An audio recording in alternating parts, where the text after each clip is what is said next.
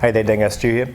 In today's video we're going to be changing the drive shaft oil seals and the gear selector oil seal on our Honda BF30.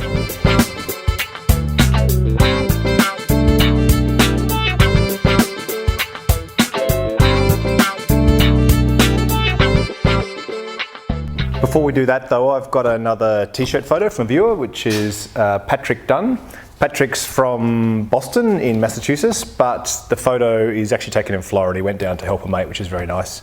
Also, if you look here really closely, you can see Patrick's holding this red cup here, and if you look at the spectrograph of the vapours coming off it, it's definitely Cooper's.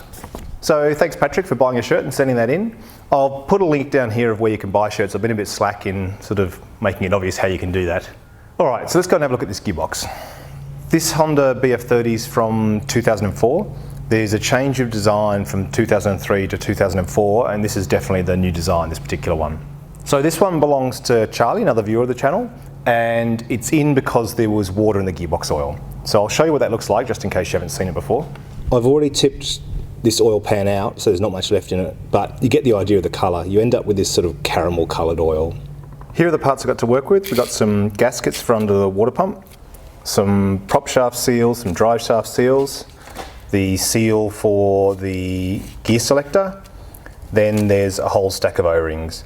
I've already put quite a lot of O-rings into the trim tilt on this outboard because it also had water in the oil, so we'll figure out which ones we need as we go. I'm going to start with the gear selector seal because generally that's a little bit harder to get out than the drive shaft seal. The gear selector seal is pulled out by lifting the selector rod up, and there's a little roll pin beneath the housing that lifts it up, but the roll pin's not very strong. The housing can quite often be corroded in, really quite stuck, so things can go wrong pretty fast. So we'll do this one while I'm still fresh and enthusiastic.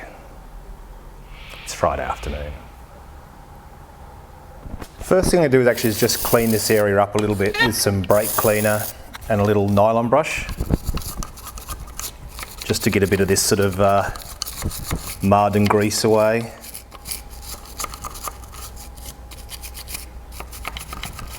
Half so it doesn't fall down into it, and half so we can just see what we're doing. So what you can see here now is the black section's the seal that seals the oil and stops the water getting into the gearbox around the selector here. The silver part around it is the housing we're trying to pull out, and then there's just a nut and washer here that's a retainer for this. So we'll take this nut and washer out, and then by pulling this up we'll see if we can get this housing to come out. But as you can see, it's aluminium against aluminium. It's been in salt water its whole life. It's another commuter boat. It's probably going to be very stuck. 10mm socket to get this one out.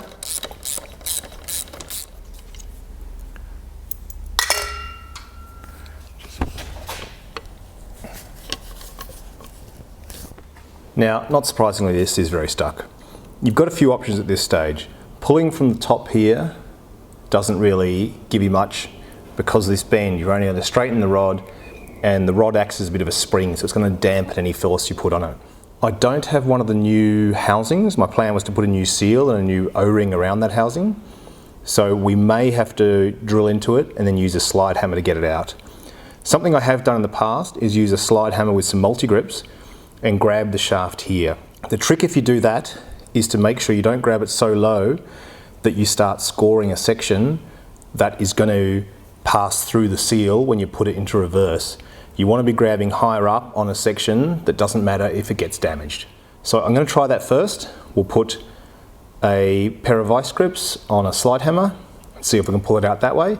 If not, we're going to have to start drilling into this housing. But before I do that, I'm going to put a bit of heat onto this housing. It's going to damage the seal, it's going to damage the O-ring, but that's okay because we're replacing those anyway.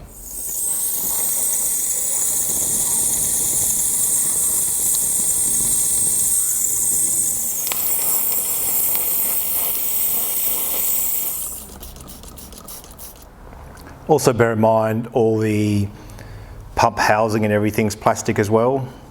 So just make sure you really direct the heat. I actually aim for this leading edge of the outside housing because you're trying to get that to expand to free up that carrier, the seal carrier that's in the middle.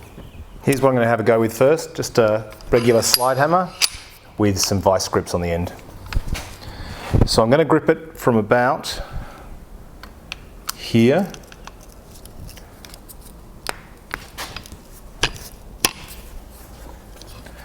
high enough to not score the shaft where the seal passes, but low enough to be below this kink in the shaft.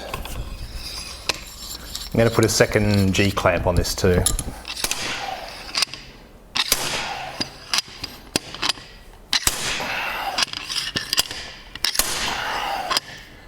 Now there was the roll pin at this point in the shaft that normally sits below the holder for the oil seal. That's sheared because it hasn't been strong enough to pull the housing out. Very common. So it means we need to replace that when we reassemble. It also means we need to get those little bits out. Now we're taking this whole thing apart, so we'll be flushing the gearbox, so I'm not so worried about that. Now we've got the actual gear selector mechanism, and we're hoping this is going to be strong enough to get this out. If it's not, they're all going to be in the gearbox, and then we have to start drilling this housing out and also buy new housing. Before I use the slide hammer for a second time, now that pin's failed, I'm going to put a bit more heat on.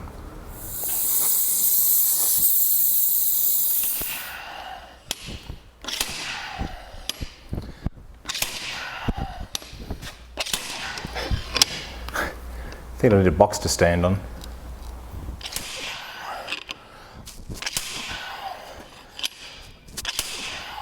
You can see here it's starting to come up now. This is the housing that was flush there, so we're pretty close. A few more knocks and I'll get that out and I'll show you. There we go. It's out. This is the housing that had that oil seal in it, and this is the stepped gear selector for sort of first, neutral, reverse. So we'll get that on the bench and we'll get it apart. So a few things to note after that is this shaft has a few scores on it now from the teeth on the vice grips, and it also needs straightening again. So hopefully you can see here, this section's quite shiny, and this is the section that the oil seal has been running along as you change gear. So it's really important that this scoring doesn't happen below here, otherwise you'll just cut the new oil seal up. So you've got to keep this bit in good nick. Now what we need to do is punch the pin out from here, which will allow us to slide this carrier off the end. To do this, I'm just going to pop the end here in a vise, then I'm just going to use a fine tip punch like this to punch that pin out.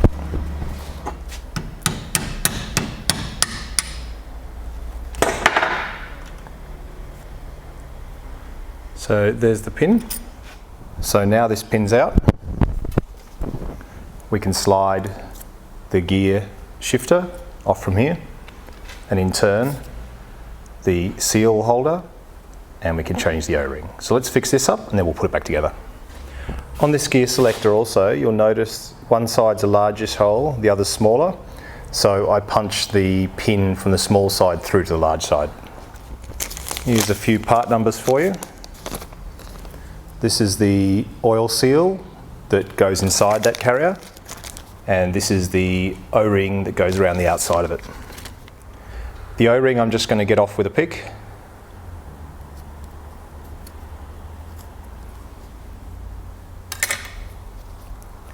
Seals like this are normally best sort of hooked out with something. This oil seal remover's probably a bit big for this. I'm going to put this in the vise very gently just to stop it moving. Oh, maybe that's a bit too gently.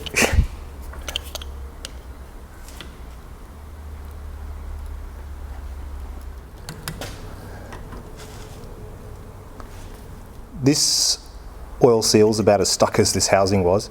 So what I'm going to do now is start knocking the wall of this oil seal away from the wall of the housing until I can get it free.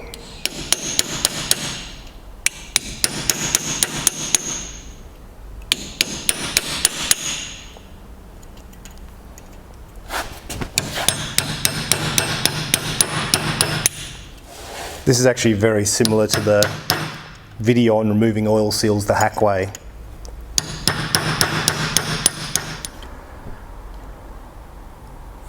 Alright, there it is. Now I'm going to clean this housing up, this carrier up, and we'll get ready to put the new O-ring around here and the new seal in here. I'm just going to smooth this up a little bit with a bit of wet and dry, really fine paper just from its time in the vise. That surface on the outside slots in. I'll put some anti-seize or some grease so it's easier to get out next time. But it's actually the O-ring that goes around here that sticks out further that does the sealing, so I'm not really worried about it from a leaking point of view. It's more just cleaning it up so it's easier to slide in and easier to get out again next time this job needs doing. So here's the replacement seal for the one we just hacked out. So all I'm going to do now is press this into the carrier, like that, push it down. Now the new oil seal's in there flush, I'll put the O-ring around the outside. Then we can put the linkage back through it. I'm just going to put a little bit of marine grease on this shaft just to make sure that it slides through the new oil seal nicely, doesn't damage it, all that kind of stuff. So now I've just slid the housing onto the shaft. Now we need to reattach the gear selector mechanism. When we put this together, we've got the step side here and it drops down towards the flat side. Take this little pin again, drop it in from the large side. Once I've got the pin flush, just using a little punch then to drive it in until it's recessed down like that. Next thing I'm going to do is straighten this rod.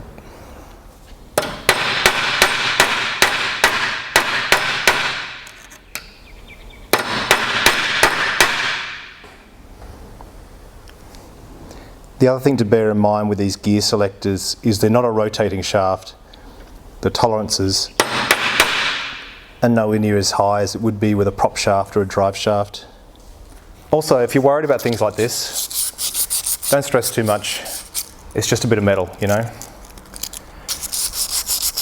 If you find it's damaged to the point where you can't repair it, you can just buy it as a spare part.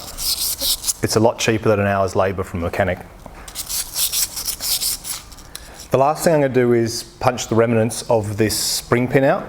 That way it's ready to go back together once I get the spring pin.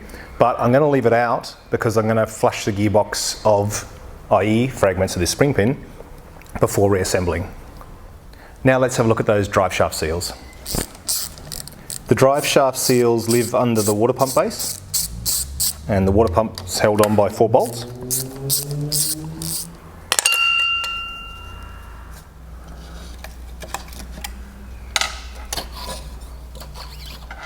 Impellers come off there with the housing, so I'll just leave that aside.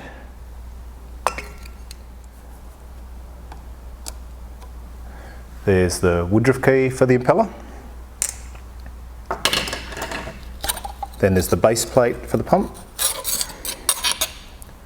And this is the gasket that we've got a Honda replacement for here.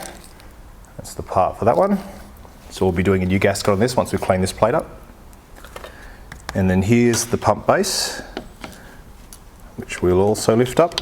Be careful with these as well. They're all plastic, so just sort of gently pry around each edge until you find somewhere that gives a little bit. Don't just pick one point and give it too much force. Also make sure you pick points like under here, under the base here, rather than points like this where it's just a thin flange.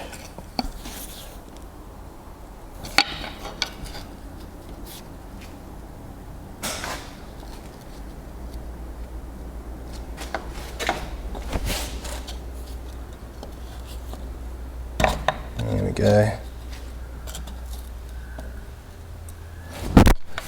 Starting to come up now. So underneath here are the 2 oil seals we're looking to replace. These are the oil seals that ride against the drive shaft and stop that gearbox oil coming up here past the drive shaft. If you have milky, oily residue coming out the exhaust, chances are it's these seals that have failed. The water pump's sucking oil out of the gearbox, sending it up through the engine and then back out the exhaust. This gasket here is the one that then goes under this housing. So we've got one on top, one beneath. I'll show you in here quickly. So down inside there you can see the bearings. And They're the bearings that the drive shaft runs on. Now I'm just going to get a razor blade and start removing all this gasket material. Before I start scraping this gasket material off, I'm just going to get a little bit of rag. And I'm just going to pop it down here over the top of that bearing, just so that we don't have any debris dropping down into the rollers. Just running this razor blade at a really shallow angle, a bit the way you might have got an old Rego sticker off a car window back in the days when we actually had those. Next I'm going to scrape it off the water pump base plate. Now these are all cleaned up, base plate's cleaned up, all the old gasket's gone, I'm going to pull the oil seals out of here. With these large ones particularly, some sort of oil seal puller is the easiest way. It's also worth taking note as you remove them of the orientation. No guarantee whoever did it last did it right, but it's worth having a look. In this case we've got the spring side pointing up on the top one.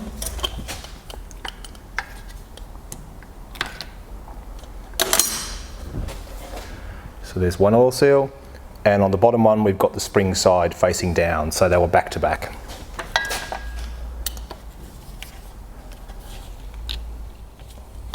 I'm just working around this one just to pull it out reasonably flat and straight. You can also punch them through from this side, like you would maybe with a bearing race or something like that.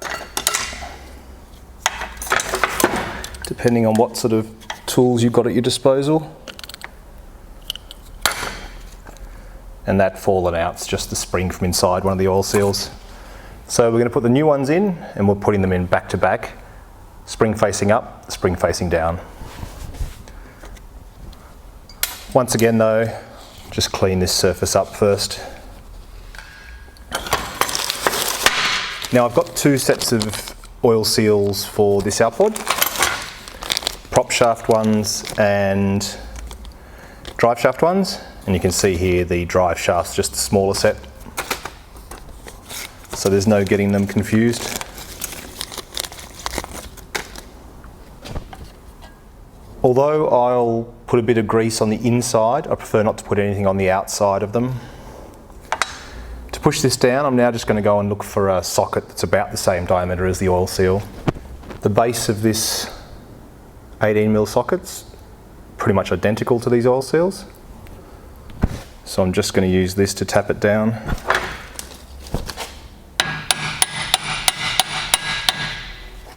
It's a little bit too identical, it's a bit tight for my liking, so I'll swap it round and just use the other end, which is just slightly smaller. Once that one down, now I'm putting this one in spring side up. And then before I forget, just putting a little bit of marine grease on the inside of these. Okay, now what we have is an O-ring on the outside. So this O-ring seals the housing against the gearbox, and then it's the oil seals that seal against the moving drive shaft. I don't have an exact Honda part number for this one for you, but I did actually have one in my little Honda box, so I'll pop this new one on. I'm now going to put a little bit of grease around this O-ring, and also just around the sort of flange of this housing, just to make it a little bit easier to get out next time. Now I'm just going to remove this little bit of rag.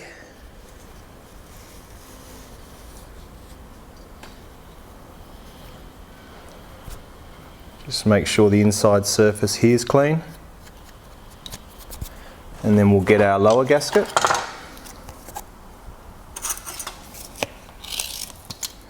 It's reasonably obvious which way these go because of the shape of the surface they cover. You know, it doesn't make any sense for it to go that way. It's hanging out here and this bit's not covered. So new gasket, surface clean, new O-ring, new oil seals. Just give this drive shaft a little bit of a clean up too. Not so much the thin section, doesn't really matter. But these oil seals have to run over this part of the shaft on their way down. There's no point scratching or damaging them when they're brand new and you're just putting them in. So now the shaft's cleaned up, just got the gasket back on. Just going to slide the base down. What I'm actually going to do is just bring this gasket up to meet the base, just to get it over that O-ring. That way, once the gasket's up here, I don't have to worry about the O-ring catching on it and distorting it. So now they're up together, I can push down on it. You can find it can take quite a bit of force to sort of push down on it and get the housing in. That's because that O-ring on the outside's quite a chunky O-ring, and it's the tight fit there that stops water getting past that, so that's kind of to be expected. Now we've got the pump base in, technically this job's done, given the videos about those oil seals. But just to sort of finish it off a little bit more, we've now got this top gasket.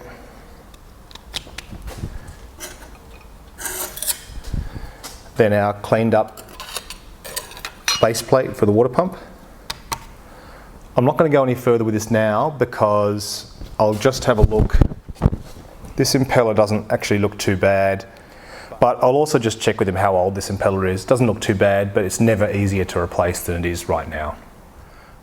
I've gone about as far as I can go with this gear selector linkage as well without having this new spring pin or the roll pin that goes in on the underside of this little seal carrier or housing. Once this goes back together, it goes in with this section with the steps pointing towards the propeller end. And a bit like the housing we had here, this O-ring seals it, so it can be a bit of a tight push in. And I'm going to put some marine grease around this housing. So once again, a little bit easier to get in and a hell of a lot easier to get back out again if we need to do this job again. When you push this unit down, you can feel it hit down, and you can already just change gears. You're just straight away just pushing those 3 levels.